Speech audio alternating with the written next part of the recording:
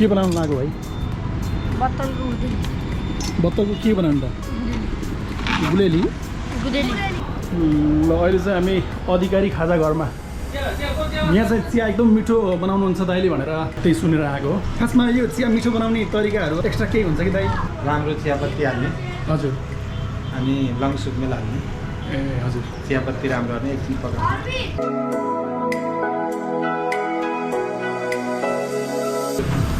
भनेपछि दिनमा लगभग कति जति बेच्नुहुन्छ चिया? 200-300 कप। ए धेरै राम्रो रहेछ त।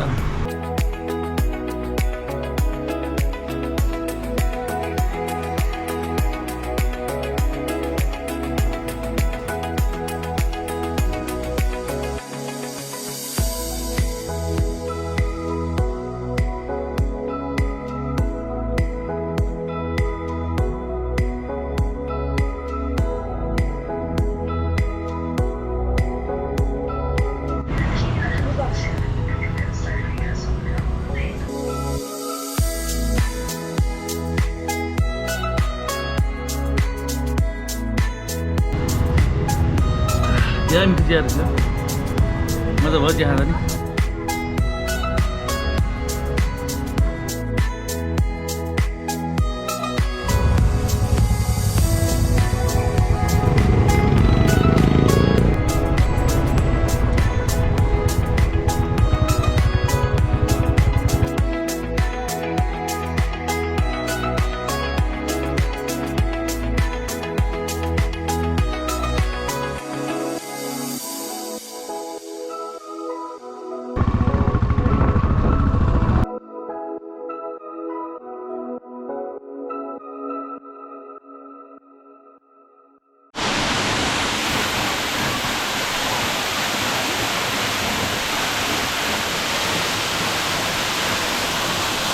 आज चाहिँ बिना प्लानिङ हिँडेको हामी। अहिले चाहिँ हिँड्दा हिँड्दा यो मर्दी खोलामा आइसक्यौँ र मर्दी खोलाबाट अझ माथि जाँदैछौँ। यहाँ बाटोमा चाहिँ यस्तो राम्रो झर्ना देखियो। यहाँ चाहिँ पौडी पनि खेल्दै हुनुहुन्छ। एकदमै चिसो हावा छ, त्यो पानी मजाको झर्ना रहेछ।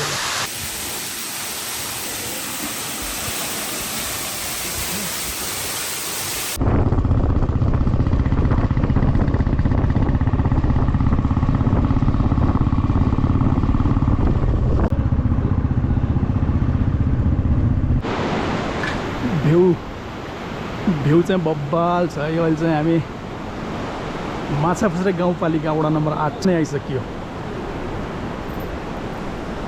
माछापुछ्रे गाउँपालिका वडा नम्बर 8 को यो लुम्रे खोला भन्ने ठाउँमा आइसक्यो। आजको यो बिना प्लानिङको यात्रा हो। घुम्दै जाने क्रममा कहाँ कहाँ पुगिन्छ अझै पनि थाहा छैन।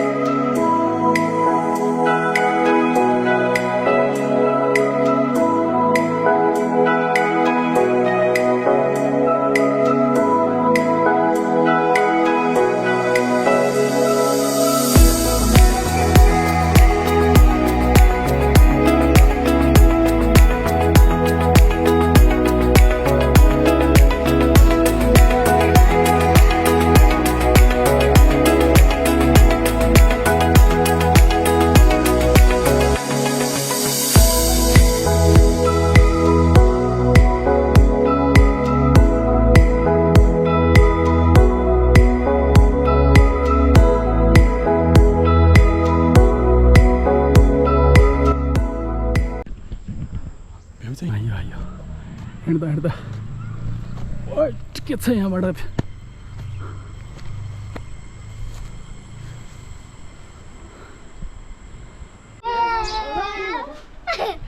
के हेर्न आएको रे योभन्दा अगाडि देखेको थिएन देखेको थियौ ए ल ल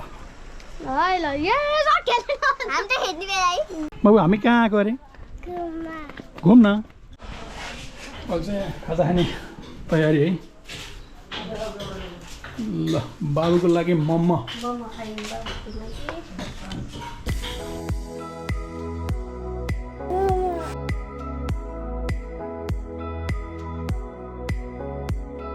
कस्तो छ मोमो मिठो छ यस्तो मजाको पानी त्यत्तिकै खेर गइरहेको छ यार सफा छ यार एकदम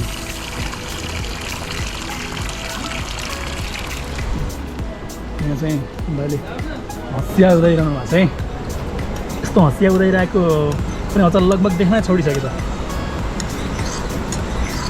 अब कहाँ त घाँस काट्न जाने तयारी कि घाँस काट्नु ए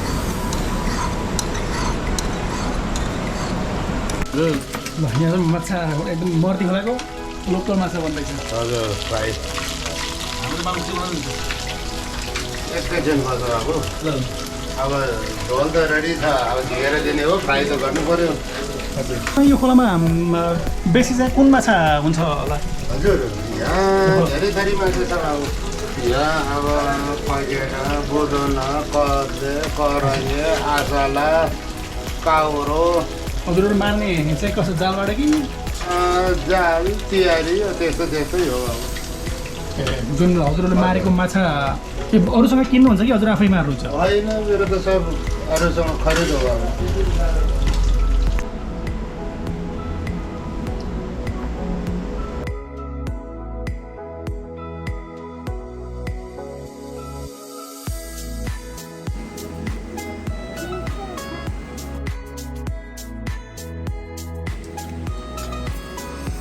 यो चाहिँ मर्दीखोलाको दृश्य है यो जुन पोखरावासीहरूको घर घरमा पुग्ने पानीको स्रोत भनेको नै यही मर्दीखोला हो यहाँबाट ड्याम बाँधेर पानी लगिएको हुन्छ